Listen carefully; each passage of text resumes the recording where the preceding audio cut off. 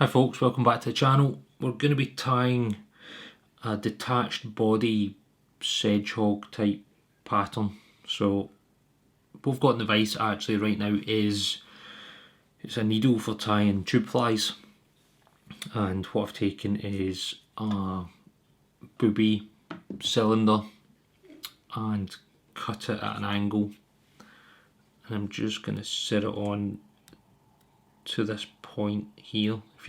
If you don't have tube fly tying stuff, just get a reasonably sized knitting needle, that'll do the job, not a problem. So just getting some wax on some black Uni 80 and coming in with 2, 3 turns, 4 turns at the tip, and coming round onto the hook, then come around with some more turns. This might rotate on you slightly, it doesn't matter in real terms, that'll be okay. Then come down again, about the same sort of distance, come around a couple of turns. Then you might want to start to come down a little bit further and just make these a little bit bigger, build out that detached body look.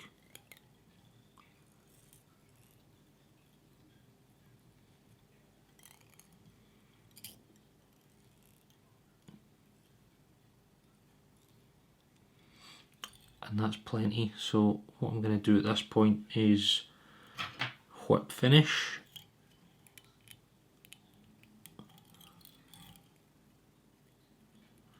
And leave these thread ends quite long because you're going to want to tie those in.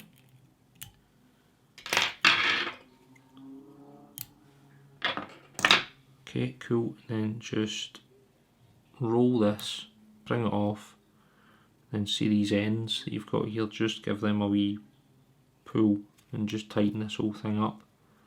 But that's your detached body. So now actually getting on to tying this fly. We've got a size 10 barbless for eel in the vise, and we're still cracking on with the black Uni 80. So I'm just going to come on at this point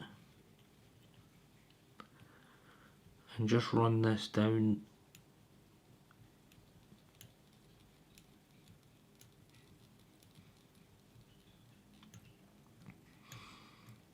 And I'm going to stop just about in line, or just after the hook point. I'm not going all the way to the back with this fly.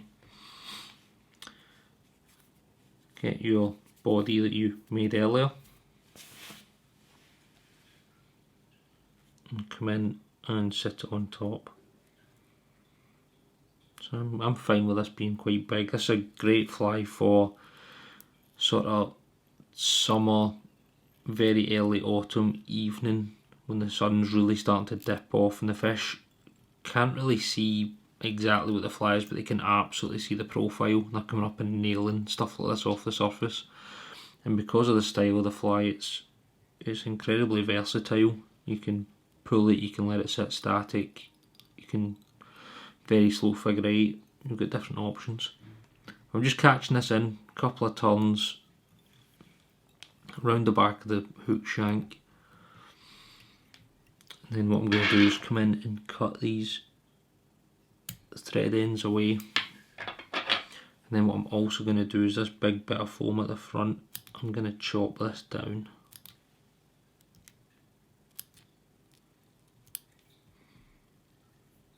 You still want a bit of this to tie in over, but you definitely don't need all of that.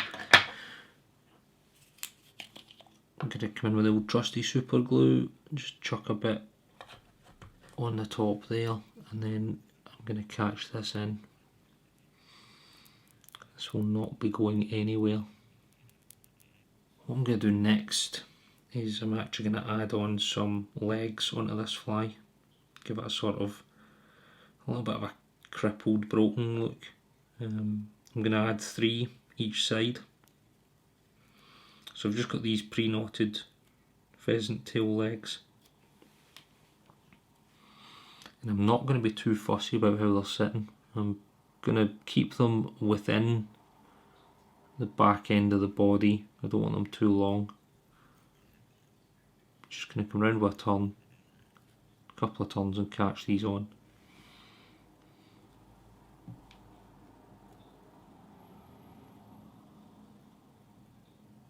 Just try to get a few that aren't broken.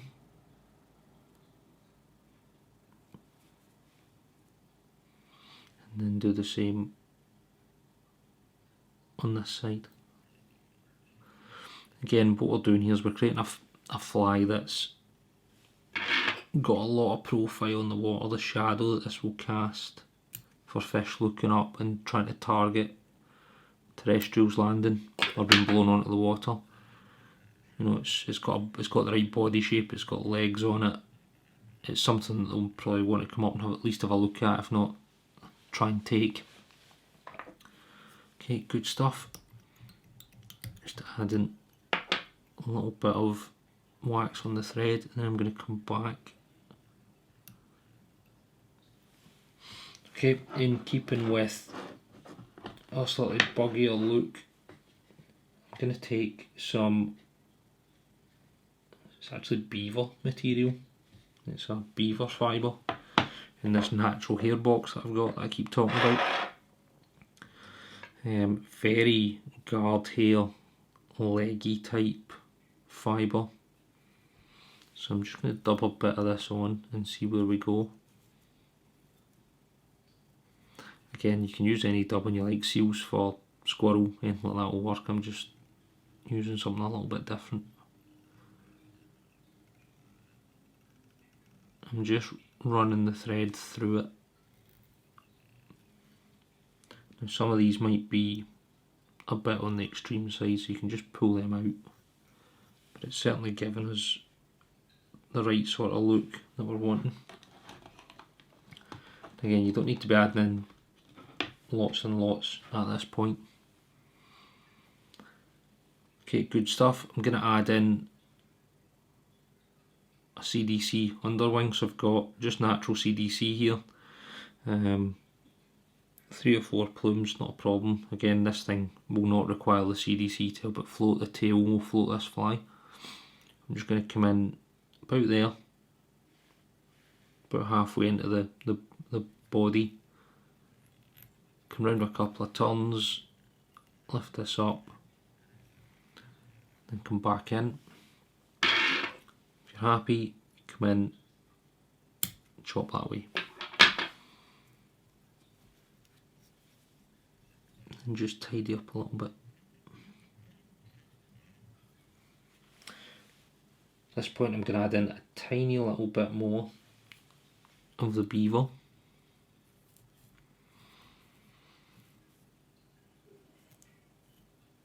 Sometimes you just need a bit of beaver adding in to get things going.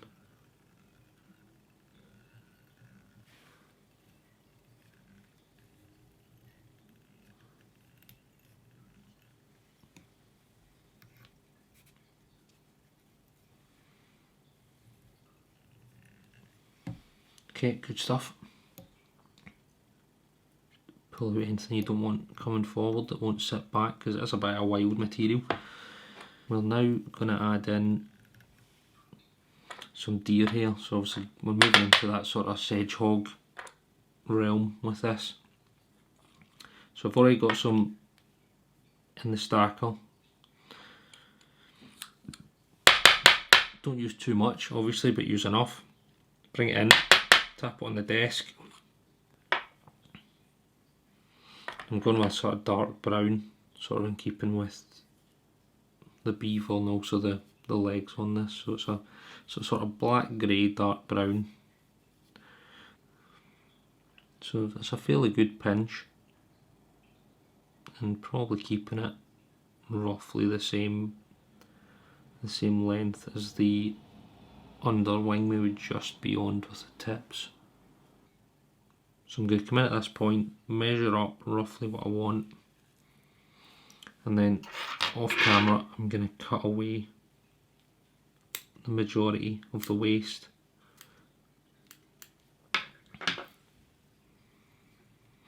I'm going to come in, keeping it relatively flat, and put some turns into these cut ends. It will just help catch everything in. Now make sure you keep this tightly pinched so that it sits on top, and then start to come forward with these turns, catching all this in. Okay folks, once you're happy with that, all good, what I'm going to do next is I'm actually going to add on a little bit more dubbing at the front. So I'm taking, it's actually a mix of Coyote mask with the Beaver, and I'm mixing it together, just almost 50-50, little pinch. And effectively what you're creating with that is, it's almost like a hare's ear dubbing on steroids. It's got that sort of look about it, but very guard hair, very big and bushy. So I'm just going to dub this on.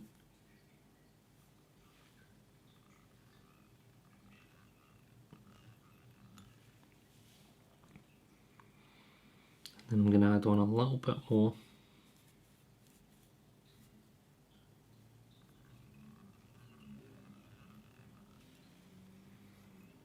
And brush it back.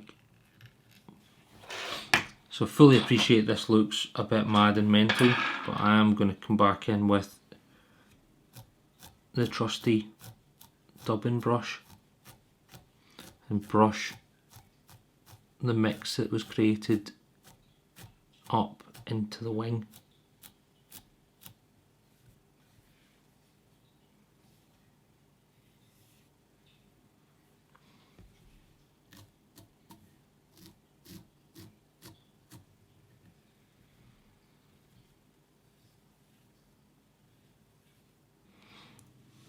And the last thing I'm going to add on, folks, is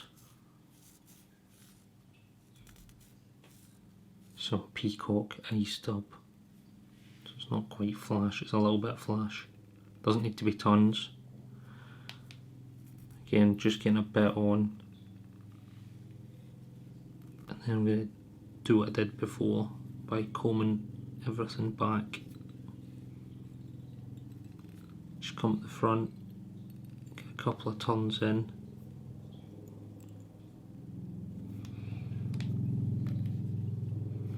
get my helicopter noises on again, good. Then you can come in and whip finish.